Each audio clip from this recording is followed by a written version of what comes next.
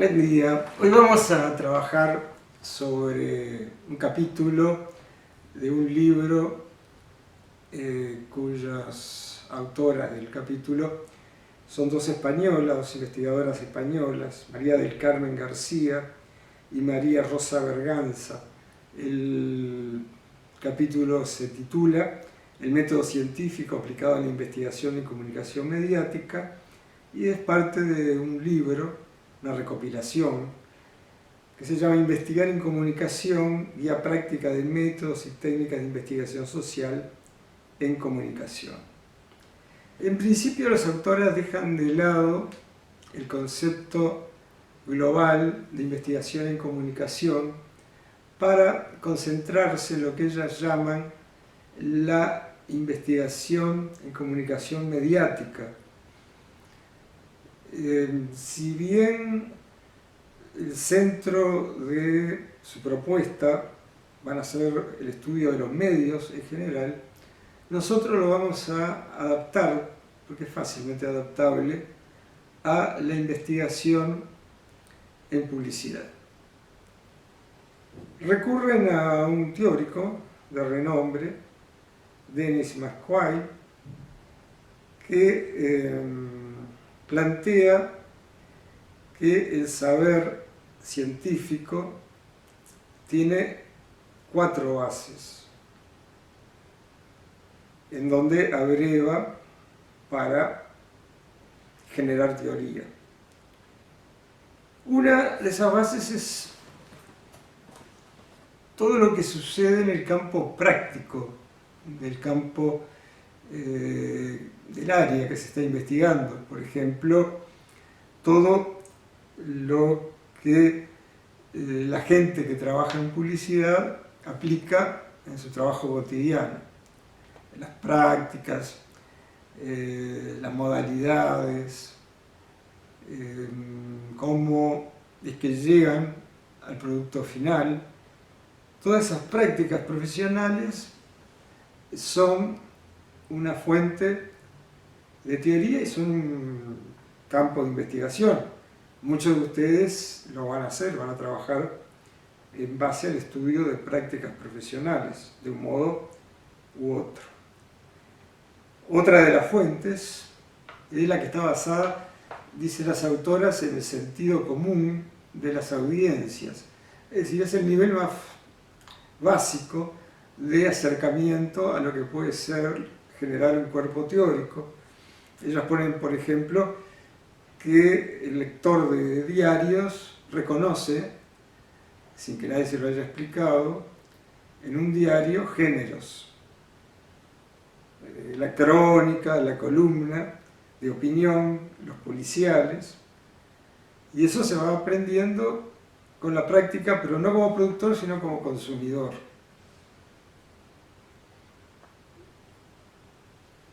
La otra posibilidad que genera campo teórico es todo lo que está basado en los códigos normativos, en todos los aspectos legales que rodean a la publicidad.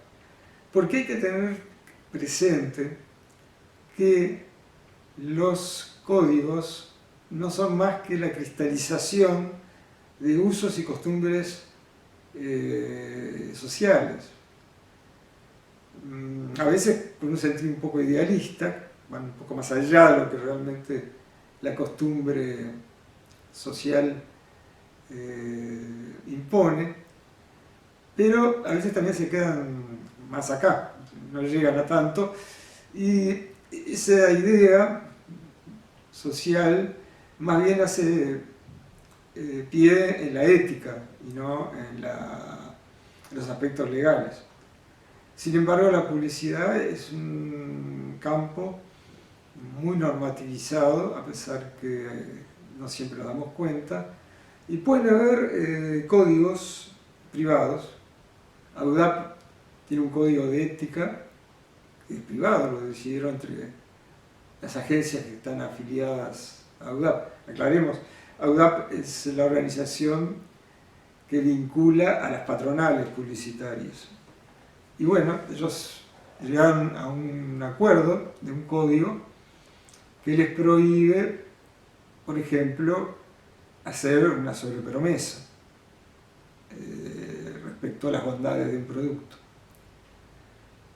Pero también el Estado regula. En nuestro país está vigente la ley de medios. La ley de medios tiene una buena parte dedicada a la publicidad, y allí se trabajan normas que tienen que ver tanto con cosas más bien externas, como la cantidad de minutos por hora que puede haber piezas publicitarias en televisión, a temas referentes a la infancia, qué tipo de publicidad se le puede comunicar a un niño, con qué límites. Les cuento uno, por ejemplo, no hacerla de tal modo que el niño le exija al padre que haga un esfuerzo económico que no puede hacer para comprarle su juguete, por ejemplo.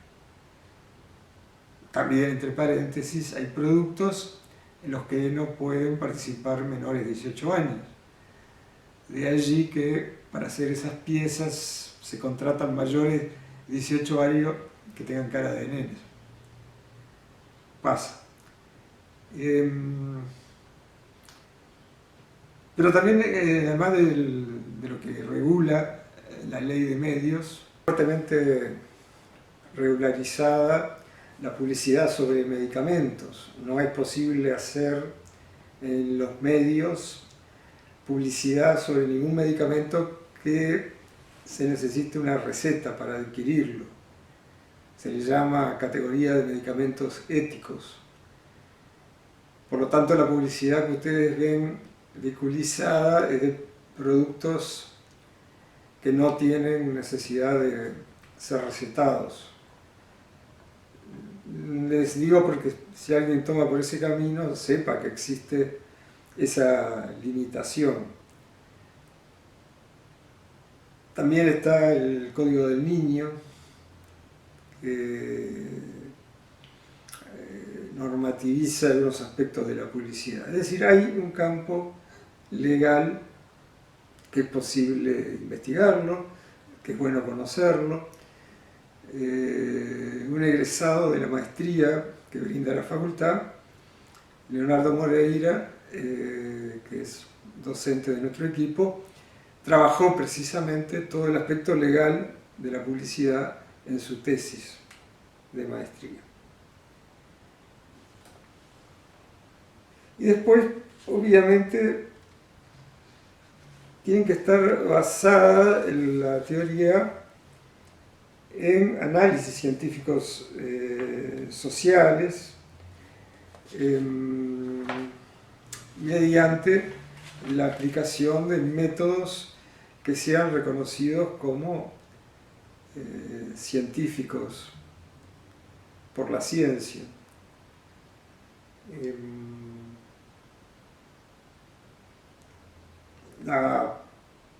De algún modo, la aplicación del método científico es la garantía de que vuestros resultados tienen un valor académico.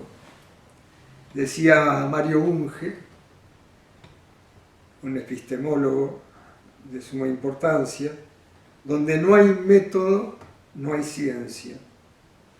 Y agregan las autoras del artículo: la metodología pretende mostrar si es posible estudiar una realidad, cuánto de esa realidad es posible conocer y por qué caminos.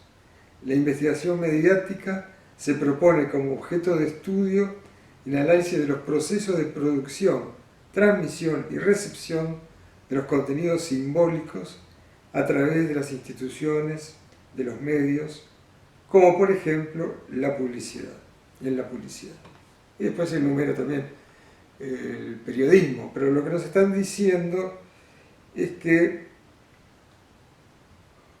para avanzar en el campo del conocimiento académico, reduciendo un poco eco que algunas palabras pueden tener ya referidas al campo científico. Nosotros trabajamos los trabajos de grado en un campo menor, ya vamos a ver alguna diferencia realmente importante, pero para validarlo es clave cumplir con aspectos metodológicos que la ciencia considera como tales. El conocimiento científico tiene algunas características que casi todas ellas se aplican a vuestro futuro trabajo.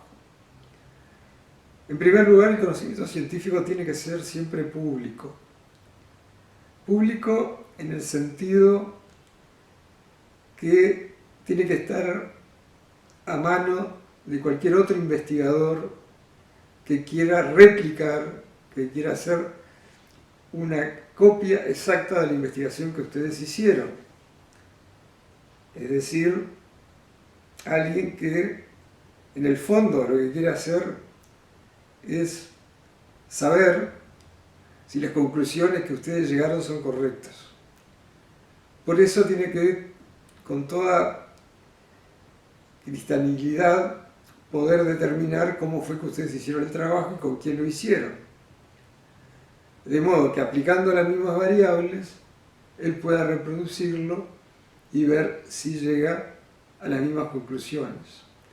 Hay antecedentes importantes en las ciencias sociales de réplicas que cuando se realizaron, porque había cierta desconfianza sobre los datos que se habían obtenido en la primera investigación, no dieron lo mismo.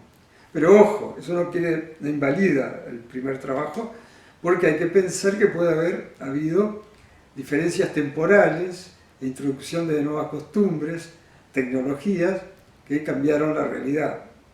Pero recuerden, el trabajo de ustedes, una vez aprobado, va a estar en la biblioteca, y la biblioteca lo puede leer cualquiera que esté interesado en el tema, e incluso lo puede replicar si le interesa en particular el tema. Muy brevemente, yo recuerdo un caso bien interesante, un estudiante de Sociología de la Comunicación que preveía como pasaje de año un trabajo de campo. Un grupo fue a una institución que protegía a los niños de la calle. No era un hogar, era para pasar el día. Y los estudiantes estuvieron varios meses trabajando allí, haciendo observación, y notaron que el momento en que todos se juntaban ante el televisor era cuando venían los policiales, porque conocían a algunos de los detenidos o de las víctimas, incluso si eran en un barrio periférico. El hallazgo fue bien interesante.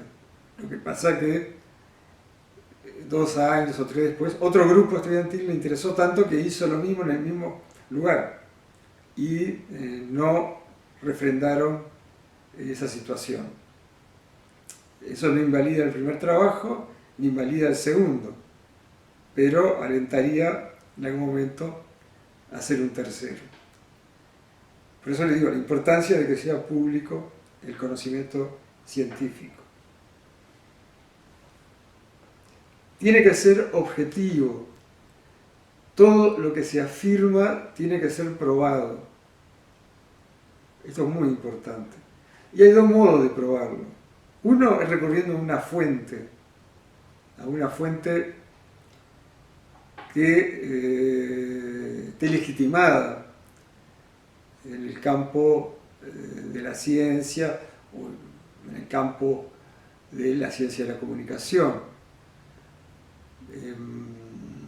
Ustedes no pueden poner ninguna afirmación que no tenga un referente como fuente y que esa fuente sea accesible y se pueda comprobar que efectivamente lo que dijo tiene el mismo sentido que ustedes les están dando. Nunca dejen una idea sin un apoyo. Eso ningún tribunal lo va a dejar pasar. Y la otra, el camino que de algún modo se puede seguir, aunque no es obligatorio en el caso de ustedes, es demostrar con hechos empíricos que ustedes lo que están diciendo es real. Eso es muy propio más bien de las tesis que de los trabajos de grado. Es decir, la diferencia entre una tesis y la diferencia con una tesina o un trabajo de grado es que las tesis sí tienen que demostrar una hipótesis. Y para eso, ¿por qué? Porque tienen que acumular al saber científico de lo que están estudiando. De ustedes incluso puede ser descriptiva, aunque una descripción siempre termina acumulando también al saber científico. Tiene que ser, por lo que decía, resultado de un trabajo empírico. Tiene que haber algo en los hechos que refrende lo que ustedes están diciendo. Porque, a ver, no pueden hacer el grueso del trabajo en base a citas. No se acepta. Además, el número de citas, el porcentaje de citas que se puede utilizar en un trabajo académico, también está regulado por las normas APA. Creo, así medio de memoria, que no puede haber más de un 20 o 30% de citas, y luego el resto tiene que ser un pensamiento original fundamentado en el trabajo de campo que ustedes hicieron. Algo que también tiene mucho que ver con la publicidad es que los trabajos que ustedes hagan, por ejemplo el análisis de una campaña, siempre les van a pedir los miembros del tribunal y el tutor, por supuesto, antes de que llegue al tribunal, que demuestren el retorno que esa campaña tuvo, es decir, qué resultado económico de recordación tuvo en su desempeño de mercado o en el auditorio.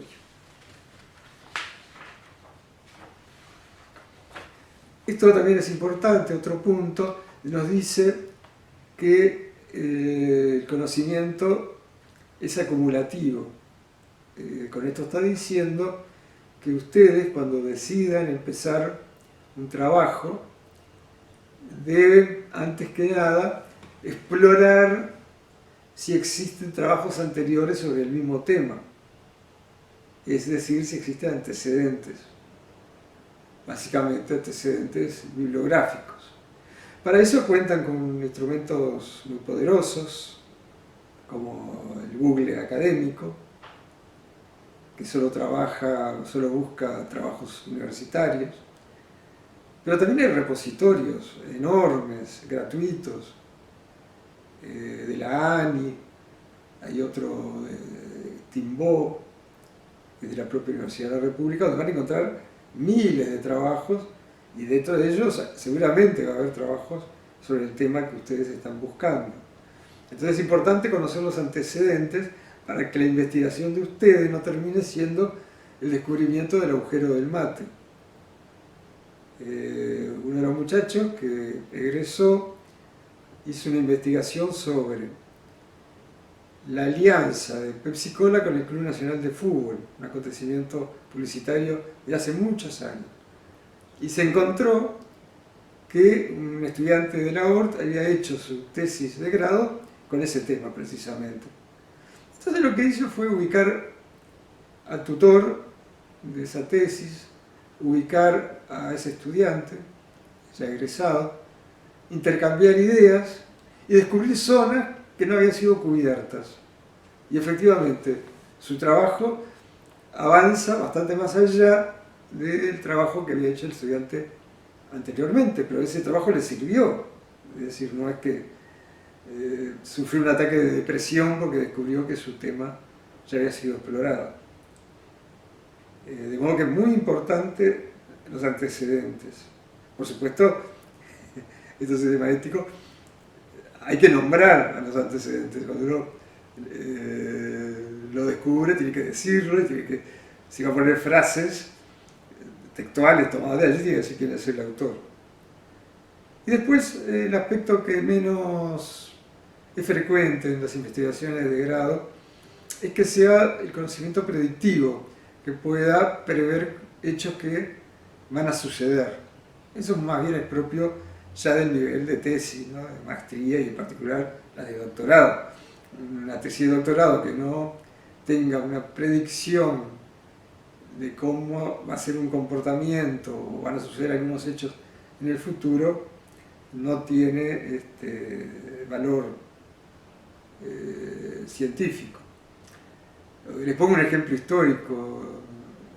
Durkheim, cuando analiza el suicidio, nos habla del suicidio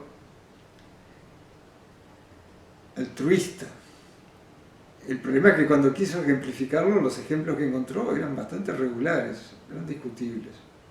Pero, años después de su muerte, los kamikazes japoneses se convierten en un ejemplo claro de gente que da la vida y se suicida por un sentido altruista hacia el emperador que representaba la nación, lo que demostró el valor que tenía el trabajo del suicidio de Durkheim, que si bien hoy hay aspectos que Durkheim no conocía y que pueden ser discutibles, lo convierte en el trabajo fundacional de la sociología contemporánea.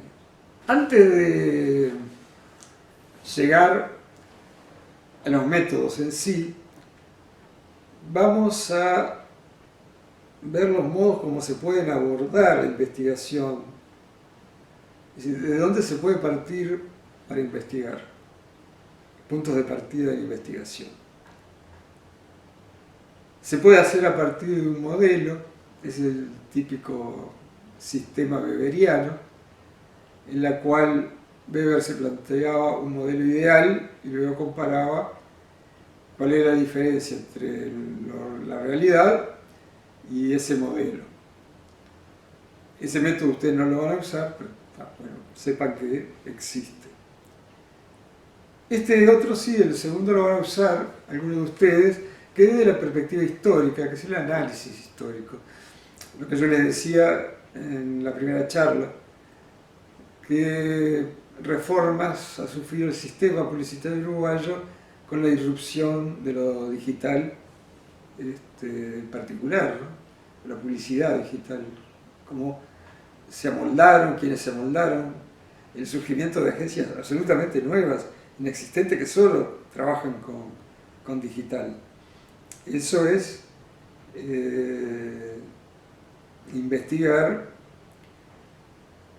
los hechos con una perspectiva histórica. Puede ser de una perspectiva comparativa, esto también es interesante, que es para ustedes, que es comparar, por ejemplo, dos campañas publicitarias de dos productos competitivos, hacer análisis comparativos. De paso, esto no tiene que ver con el método, pero se los cuento porque siempre hay dudas. En Uruguay existe la publicidad comparativa. La normativa de la ley de medios está permitida. Lo único que cuando uno hace una comparación tiene que probar que esa comparación es real, que la diferencia que dijo es real. El otro método de la ciencia general, tampoco ustedes lo van a usar, es el método crítico racional, es decir, tomar algo, a ver, para que el ejemplo se entienda, tomar la publicidad y demostrar que es muy mala, que es horrible y que manipula a la gente. Eso es una escuela, como habíamos dicho Weber, estas son la escuela crítica de Frankfurt, ustedes la vieron. Más bien podría transformarse el trabajo de ustedes en un ensayo y no es la intención que el trabajo de grado en publicidad sea un ensayo. Pero bueno, sepan que se puede encarar desde un punto de vista crítico, pero no es el más frecuente. Después, ya entrando más a la metodología, es decir, como un modo de abordar la búsqueda de conocimiento científico, tenemos métodos y técnicas que ustedes van a utilizar. Uno de los más conocidos, que es la encuesta. Yo fervientemente les aconsejo que en vuestros trabajos no hagan encuestas, porque la encuesta es una técnica muy compleja. Les voy a enumerar algunos de los motivos por los cuales no es conveniente, en el caso de estudiantes de ciencia de la comunicación que no tienen una fuerte formación estadística ni lo suficientemente avanzada desde el punto de vista metodológico como para encarar una encuesta. La encuesta, el gran problema que tiene es la representatividad de la muestra. Ustedes saben, en la encuesta hay un universo, hay que definirlo muy claramente, qué es lo que yo quiero considerar como universo a efecto de estudiarlo.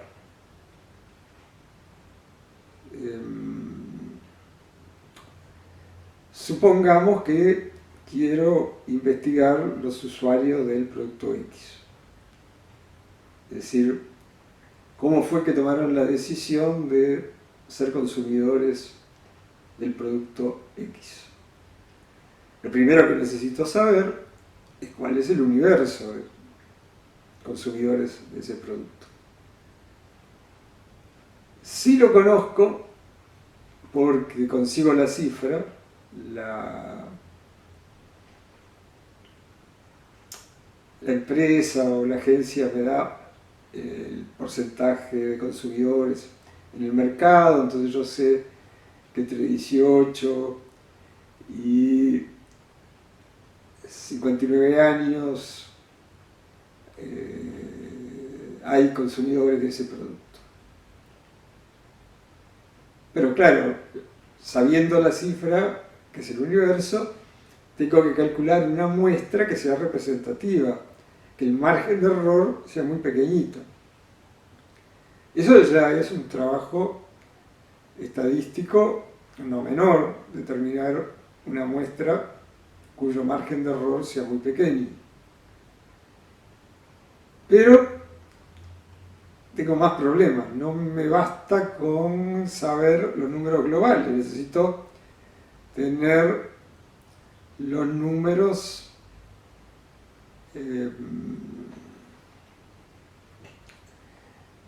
analizados, es decir, distribuidos por sexo y edades. Es decir, no me basta con saber que tantas personas en abstracto consumen el producto X, sino que necesito saber qué tramos etarios están en ese campo de consumidores del producto, y necesito saber cada edad y de qué sexo son. En algunos productos uno podría decir, bueno, por la característica del producto son consumidoras sexo femenino, pero puede equivocarse, puede haber consumidores masculinos que no se pueden dejar de lado. Que sí que ya para conseguir datos y generar el universo, para conseguir datos del universo y generar la muestra, tengo que conocer más en profundidad los datos que se llaman desagregados, es decir, cómo está constituido ese universo. Esto no es nada fácil, pero supongamos que lo logro. Lo que ya es una hazaña, sin tener una formación importante en estadística.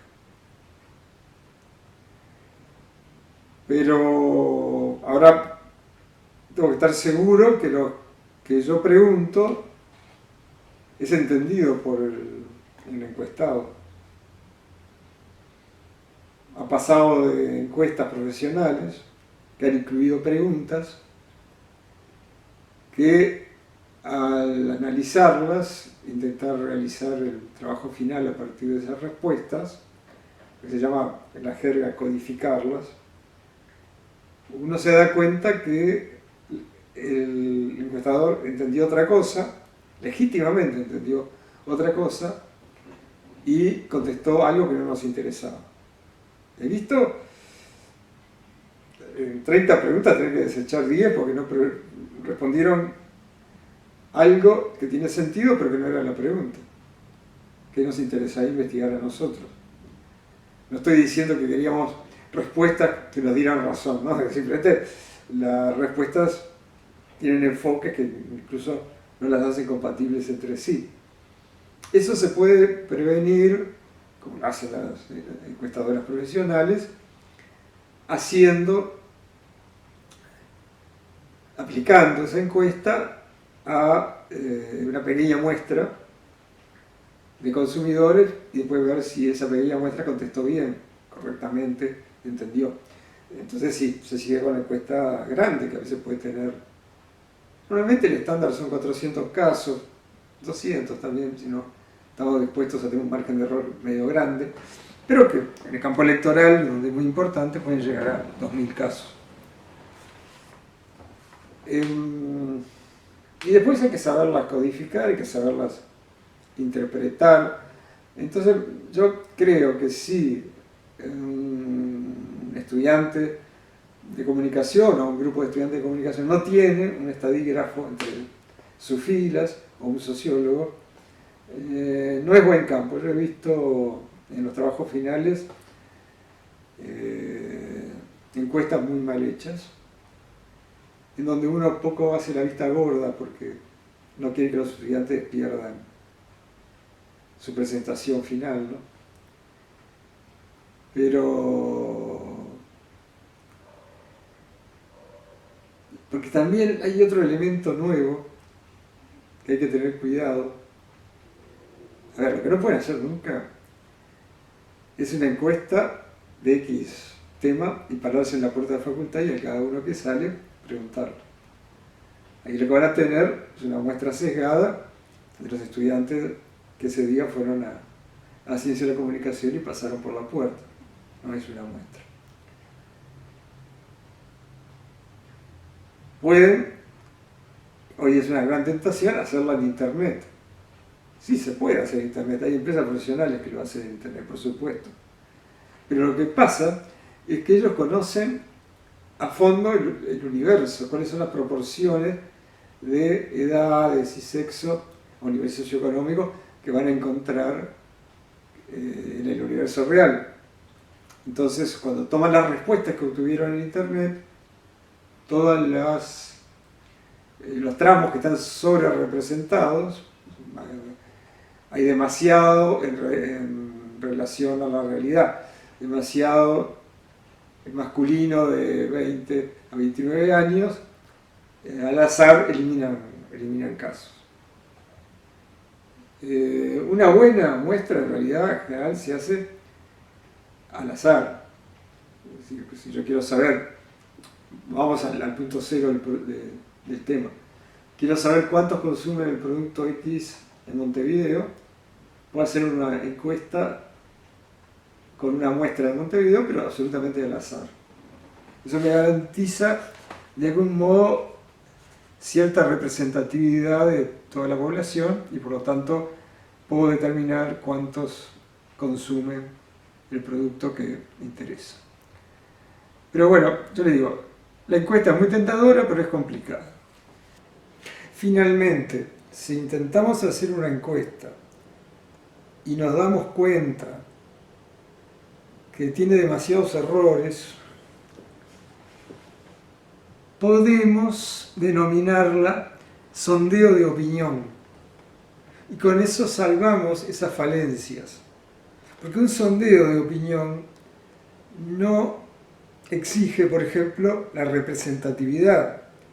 Eso es lo que hacen normalmente las radios y algunos programas de televisión que dicen, vamos a hacer una encuesta, envíe mensajes sobre si es A o es B.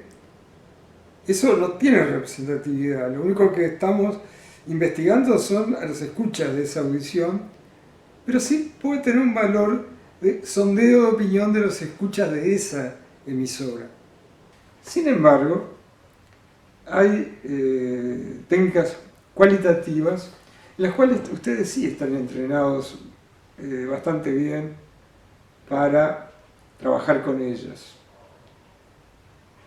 La mayoría de ustedes tiene una buena, quiero pensar, tiene una buena formación para hacer entrevistas en profundidad.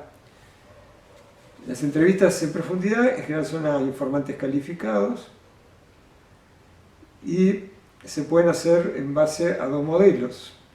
Pueden ser cerradas, ustedes llevan un cuestionario redactado, se reúnen con la persona, pueden hacerlo a través de Zoom, pueden mandar un mail a esa persona, y esa persona entrevistada contesta lo que ustedes le van preguntando, ¿no? Ustedes toman el papelito y tienen 15, 16 preguntas y las van leyendo y la persona va respondiendo.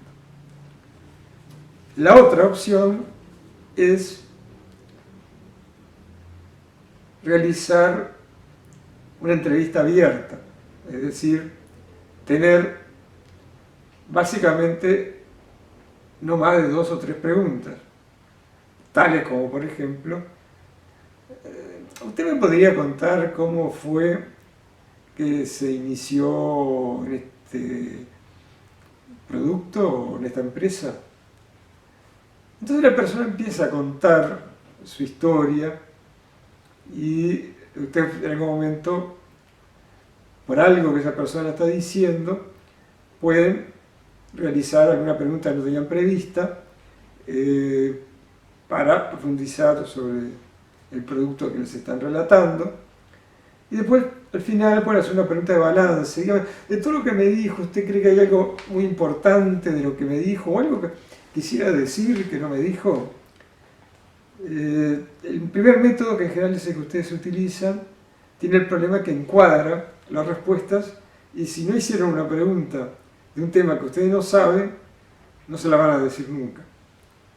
La ventaja que tiene el segundo método es que al ir respondiendo la pregunta en forma espontánea, de pronto da un dato que ustedes ni se habían imaginado, que es sobre el que van a repreguntar quizás. Pero bueno, las dos técnicas son válidas, las dos, generalmente lo que se hace, los trabajos que nosotros vemos, tienen entrevistas en profundidad.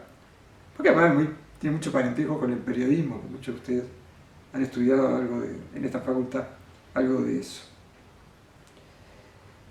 Otra técnica ya un poco más compleja, pero que también algunos estudiantes han utilizado, son la realización de paneles, de pequeños grupos, que no tienen que ser muy numerosos, pueden ser de 5, a los cuales se los somete a una guía de discusión.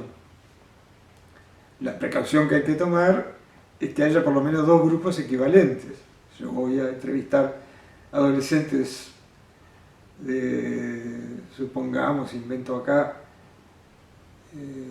12 a 15 años, estoy inventando, tengo que garantizar varones, tengo que garantizar que haya 2 al menos y que los 2 me den igual, por separado, nunca los 2 grupos se van a ver las caras, solo los voy a ver yo.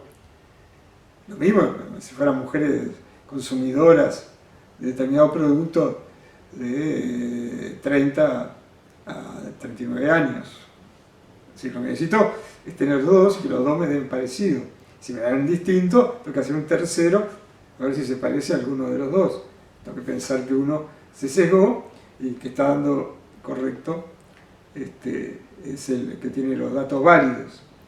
Esa técnica, porque los anunciantes muchas veces preguntan, pero dígame, ¿usted cree que con 4 paneles me resuelve el problema que tiene mi producto en el mercado? Sí, porque al igual que la encuesta, que es muy valioso los resultados, los grupos de discusión, en donde más bien lo que se averigua son las tomas de decisiones, así como el mecanismo de decisión de la persona se va produciendo, o se testea un producto nuevo, el sabor de un producto, por ejemplo, de una galletita nueva. Cuando los resultados comienzan a repetirse entre los paneles clonados y los paneles que no están clonados, pero que también están discutiendo el producto, se repiten, se dice que se logró la saturación, que ya no hay datos nuevos. Y por eso es válida la investigación. Esa es otra posibilidad que ustedes tienen. No es fácil, porque ¿dónde está el problema? Que hay que saber coordinar el grupo. Hay que saber cómo parar a alguien que es muy hablador o que dice, comienza diciendo, pero vamos a hablar de banco, yo fui gerente de un banco. Entonces todo el resto ya queda supeditado a lo que el gerente del banco va a decir. Entonces hay técnicas para superar esas situaciones. Exageré un poco. En realidad, jamás se reclutaría para un panel de bancos a un gerente de banco. Pero lo he visto fallar alguna vez, algún error que pasó. Y había un gerente de banco, estoy diciendo un caso real. Pero hay técnicas para controlar esa situación, que después si alguien hace grupo de discusión, lo charlamos. Como les digo, si alguien va a hacer una entrevista en profundidad, vamos a ver todas las preguntas entre ustedes y yo, entre Alejandro y yo, y vamos a ver que tenga cierta lógica. Lo único que les digo, que nunca hay que empezar con preguntas que generen resistencia en el entrevistado. Yo le voy a preguntar al entrevistado, como primera pregunta, dígame cuál es la participación de mercado de su producto. Ese es un secreto de la empresa que quizás nunca me va a decir. Pero le puedo hacer una pregunta más agradable. ¿En qué año usted va a trabajar a esta empresa y cuándo se hizo cargo de este producto? Hay gente que le gusta hablar de eso, ¿no? Nunca va a haber una resistencia a contestar eso. Pues, en el devenir de la entrevista se van entrando a preguntas más complejas. En general es un método exitoso, está claro. Pero hay que saber, hay que aplicarlo, hay que tener ganas de ir y aplicarlo. No hay que hacer, como hacen algunos estudiantes, que de compromiso hacen 5 preguntas, mandan un mail, les contestan muy poquito y con eso pretenden fundamentar el trabajo. Van rumbo al desastre. Hay otro método muy interesante que lamentablemente en publicidad lo he visto poco, que es la observación participante. Estoy haciendo la tutoría de un trabajo que es sobre la noche de los museos, todos la conocen. Y una muchacha, por supuesto que buscó datos sobre la noche de los museos a nivel mundial, en Uruguay, hizo entrevistas, pero además lo que hizo fue, el día de la noche de los museos, ir al Blanes y hacer una observación de todo lo que ocurrió allí, participante, porque ella no le dijo a nadie que estaba haciendo una observación. Eso no se hace, no se le dice a nadie para que la gente no cambie las actitudes, porque si yo había un montón de food truck alrededor del museo que habían sido invitados para ese día, y si yo le digo temprano, llego y le digo a los dueños de los food truck que estoy haciendo una observación participante, probablemente cada vez que me ven aparecer cerca del mostrador cambien el comportamiento porque saben que están siendo observados. Sin embargo, yo no digo nada, yo participo y voy y le compro un pancho. Mi posibilidad de recolectar datos sobre todo el fenómeno que sucede alrededor de la noche de los museos es mayor. Por supuesto que la chica no estudió la venta de los panchos. Por supuesto que esta estudiante no está trabajando sobre la venta de panchos en la noche de los museos, sino en cuál es la estructura de comunicación, es decir, la organización de comunicación que tiene el Museo Blanes para convocar a la noche de los museos y cuáles fueron los medios que se utilizaron y qué retorno tuvo eso. Esa es la médula de su trabajo de investigación.